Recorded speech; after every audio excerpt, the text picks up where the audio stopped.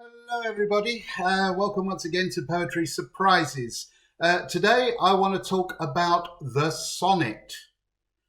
And I don't want to get bookish about it because the sonnet is a form that's stuck with poets, since apparently it was invented by Petrarch, although I think it was about a bit before him.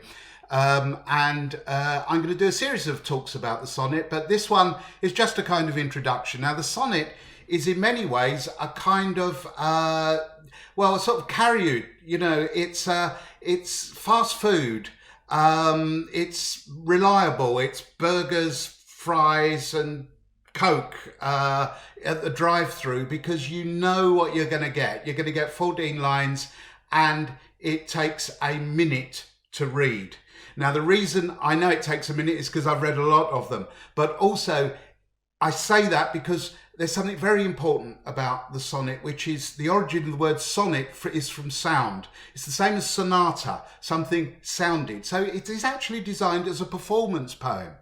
And it's been very, very popular. Look, just come with me a second and I'll show you what I mean. So, if I start down here, we've got William Wordsworth, okay? William Wordsworth, Westminster Bridge, sonnet. Okay, let's go up a bit. Shelley. There's Mr. Shelley, Ozymandias, sonnet. Okay, so who else have we got here? Oh, Shakespeare, of course. You know, Shakespeare, loads of sonnets. Let's move forward. Milton. There's John Milton. On his blindness, they also serve stand and wait. Sonnet. And next to Milton, look at that. Look, there's Michelangelo. Sonette. It's in Italian, but they're still sonnets. They're still 14 lines. And it goes on. Willie Neal. Willie Neal, local poet. Cross Michael. One of Scotland's best 20th century poets. Guess what? He wrote sonnets, and they're even translated into Italian in this book here. Where else can I go? Well, I could go anywhere, really. I'm going to keep on finding sonnets wherever I look.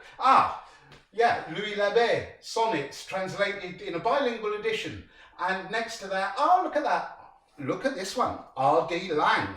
R.D. Laing, that famous 60s, 70s guru psychologist or psychoanalyst. Guess what? He loved writing sonnets.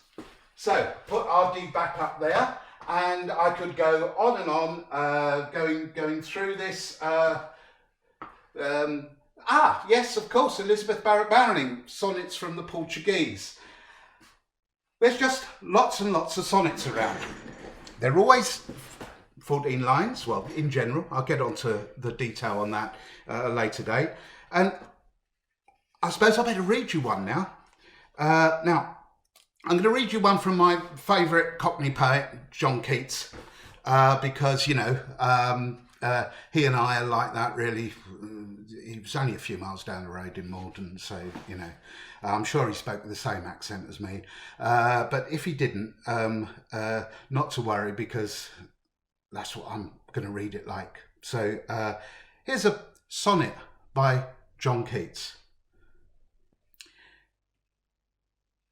When I have fears that I may cease to be, before my pen has gleaned my teeming brain, before high-piled books in charactery hold like rich garners the full-ripened grain, when I behold upon the night's starred face huge cloudy symbols of a high romance, and think that I may never live to trace their shadows with the magic hand of chance, and when I feel, fair creature of an hour, that I shall never look upon thee more, never have relish in the fairy power of unreflecting love, then on the shore of the wide world I stand alone, and think till love and fame to nothingness do sink.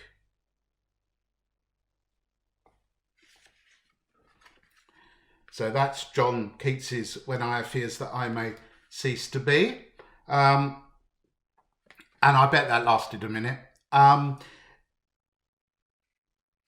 I'm going to finish with one I did earlier, one of my own sonnets. Now, in all of these poetry surprises, I kind of want to read a poem of my own, simply because, well, it's kind of like a rule I've made about, for each film. Here's a sonnet I wrote quite a while ago about hubris in a small coastal town in Scotland, and how it brings about a disaster. Now, this, like all sonnets, has a rhyme scheme, and also it has what is called in Italian, because Petrarch invented the sonnet, remember, a volta. A volta means a turning point, and sonnets tend to have a turning point, and what that means is that, for example, it's a bit like a trial in a courtroom. You present the evidence in the first 8 lines, and then you draw conclusions.